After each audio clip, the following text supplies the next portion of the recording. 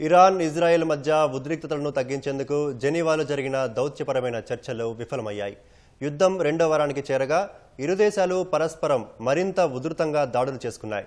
టెహ్రాన్లోని అణు క్షిపణి కేంద్రాలపై ఐడిఎఫ్ వైమానిక దాడులు చేయగా, ఇజ్రాయెల్లోని పలు ప్రాంతాలపై ఇరాన్కు చెందిన బాలిస్టిక్ క్షిపణులు నిప్పుల వర్షం కురిపించాయి. ఇరాన్ వద్ద అణ్వాయుధాలు ఉండకూడదనే ఏకైక లక్ష్యంతో సైనిక చర్యకు దిగిన ఇజ్రాయెల్ ఇవాళ దాడులను మరింత ఉధృతం చేసింది.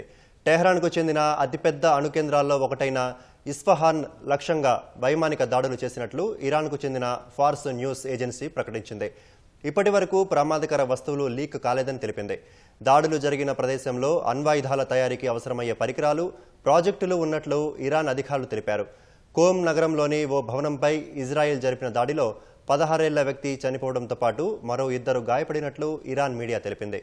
తమ జెట్ ఫైటర్లు ఇస్లామిక్ రెవల్యూషనరీ గార్డ్ కార్ప్స్కు చెందిన డ్రోన్ యూనిట్ కమాండర్ను చంపినట్లు ఐడిఎఫ్ ప్రకటించింది. టెల్ అవీవ్పై ఇరాన్ జరిపిన వందలాది డ్రోన్ దాడులకు అతను సారథ్యం వహించినట్లు తెలిపింది. ఇరాన్కు చెందిన క్షిపణుల నిల్వ కేంద్రంతో పాటు ప్రయోగ కేంద్రంపై దాడులు జరిపినట్లు ఇజ్రాయెల్ మిలిటరీ ప్రకటించింది.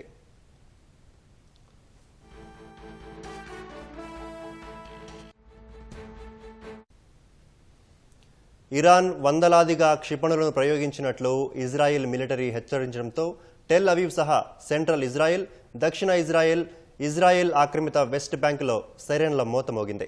ఇజ్రాయెల్ గగనతల రక్షణ వ్యవస్థ ఇరాన్ క్షిపణులను అడ్డుకోవడంతో టెల్ అవీవ్ గగనతలంలో పేలుళ్ల శబ్దాలు వినిపించాయి. టెహ్రాన్ 5 బాలిస్టిక్ మిసైల్స్ను ప్రయోగించినట్లు ఐడిఎఫ్ అధికారులు తెలిపారు. సెంట్రల్ ఇజ్రాయెల్లో బహుళ అంతస్తుల భవనం తగులబడుతున్న చిత్రాలను అత్యవసర విభాగం విడుదల చేసింది. టెహ్రాన్ ప్రయోగించిన క్షిపణులను ఐరన్ డోమ్ అడ్డుకోవడంతో వాటి శకలాలు పడి మంటలు చెలరేగినట్లు అధికారులు తెలిపారు.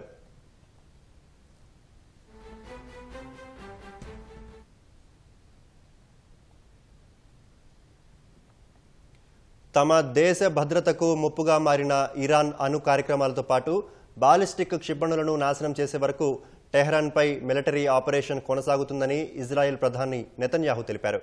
సుదీర్ఘ దాడులకు ఐడిఎఫ్ సిద్ధంగా ఉందని ఇజ్రాయెల్కు చెందిన అగ్రశ్రేణి మిలిటరీ అధికారులు తెలిపారు. అయితే అమెరికా సహాయం లేకుండా ఇజ్రాయెల్ తన లక్ష్యాన్ని చేరుకోలేదని తెలుస్తోంది.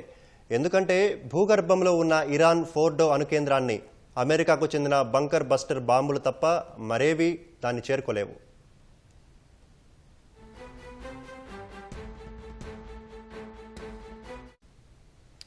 ఇరాన్, ఇజ్రాయెల్ మధ్య యుద్ధం ఆపేందుకు యూరోపియన్ యూనియన్, టెహ్రాన్ విదేశాంగ మంత్రుల చర్చలు విఫలమయ్యాయి. జెనీవాలో 4 గంటల పాటు జరిగిన చర్చలు ఎలాంటి పురోగతి లేకుండా ముగిశాయి. భవిష్యత్తు చర్చలపై ఐరోపా అధికారులు ఆశాభావం వ్యక్తం చేయగా, ఇరాన్ విదేశాంగ మంత్రి అబ్బాస్ అరాగ్చి కూడా వారితో ఏకీభవించారు. ఇరాన్పై దాడులను ఆపటం సహా దురాక్రమణదారుడు చేసిన నేరాలకు బాధ్యుడిని చేస్తే దౌత్యం గురించి ఆలోచిస్తామని చెప్పారు. అయితే ఇజ్రాయెల్ దాడులు కొనసాగినంత వరకు అమెరికాతో అణు చర్చలకు అవకాశమే లేదని అబ్బాస్ తేల్చి చెప్పారు.